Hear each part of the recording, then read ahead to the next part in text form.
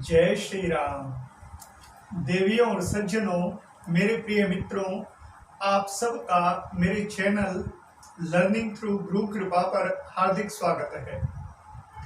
मित्रों, as usual आज भी हम एक इम्पोर्टेंट इशू को लेकर, एक इम्पोर्टेंट टॉपिक को लेकर डिस्कस करेंगे।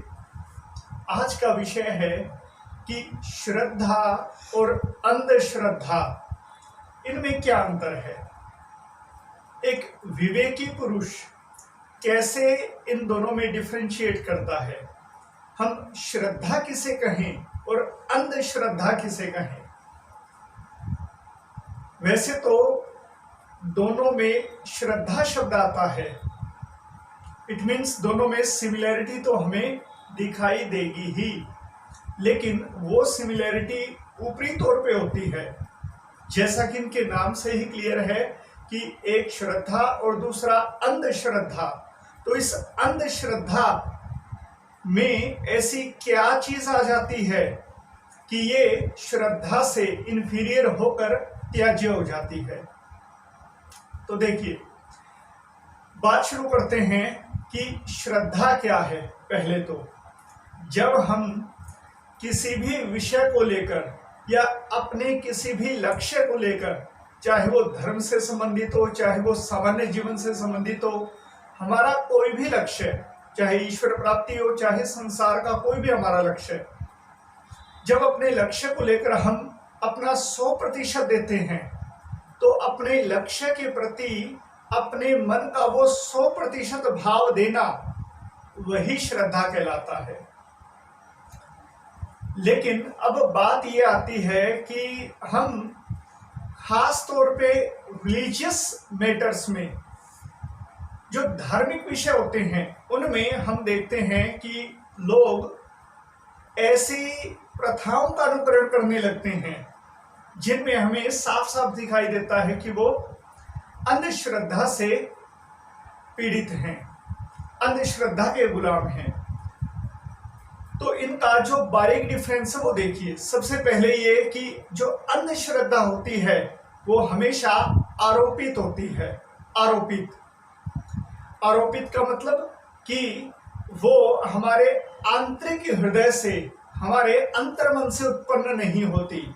वो किसी के द्वारा कहे गए झूठे सच्चे सेंटेंसेस के थ्रू, जो दूसरे लोग हमें किसी चीज को लेकर उकसाते हैं, वहां से वो हमारे हृदय में आती है। वहां से हमें किसी चीज के प्रति जो उद्वेग की भावना आती है, वो अंधश्रद्धा का रूप लेती है। तो ये आरोपित होती है, दूसरों के द्वारा संचालित।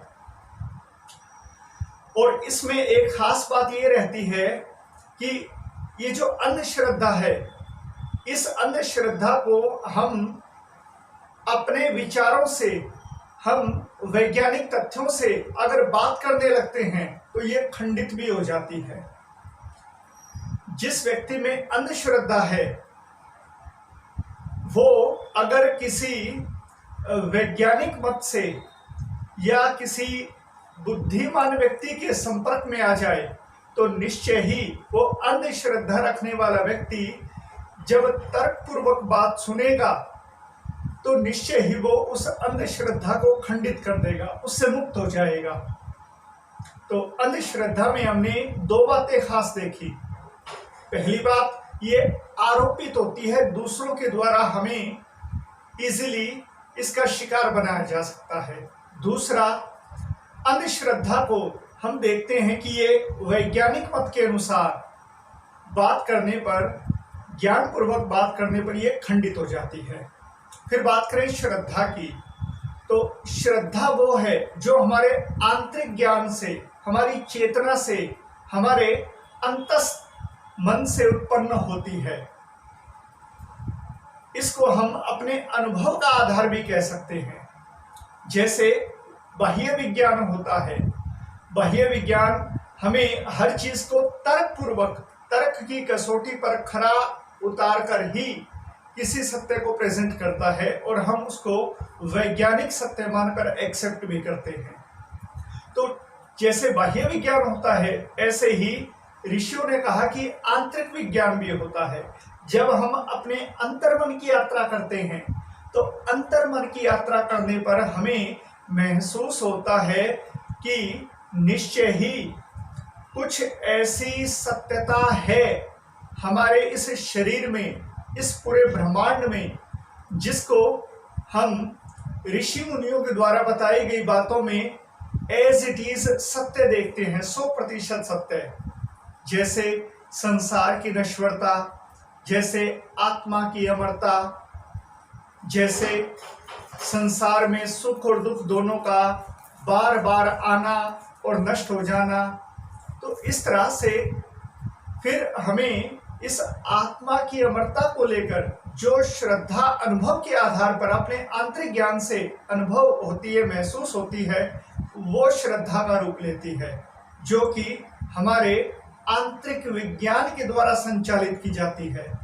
और इस प्रकार की उत्पन्न हुई श्रद्धा को फिर कोई भी तर्क, कोई भी वितर्क उसे खंडित नहीं कर सकता। तो इस प्रकार हमें श्रद्धा को बढ़ावा देना चाहिए, ना कि अंधश्रद्धा को। तो श्रद्धा को बढ़ावा कैसे दे सकते हैं? जब हम संतों के द्वारा कही गई बात को स्वयं अपने अंतर्मन से अनुभव करें, तब ही किसी के द्वारा कही गई कोई बात श्रद्धा का रूप लेकर हमारे हृदय में स्थापित हो सकती है और वो हमारे जीवन में निश्चय ही उल्लास ला सकती है। तो देवी और सज्जनों, आज हमने बात की श्रद्धा और अंधश्रद्धा की। तो आपको इस विषय पर मेरे ये विचार कैसे लगे, कृपया आप मुझे कमेंट बॉक्स में रिप्लाई जरूर कीजिएगा। कल फिर किसी और विषय को लेकर हम चर्चा करेंगे। आज के लिए इतना ही। जय श्री राम।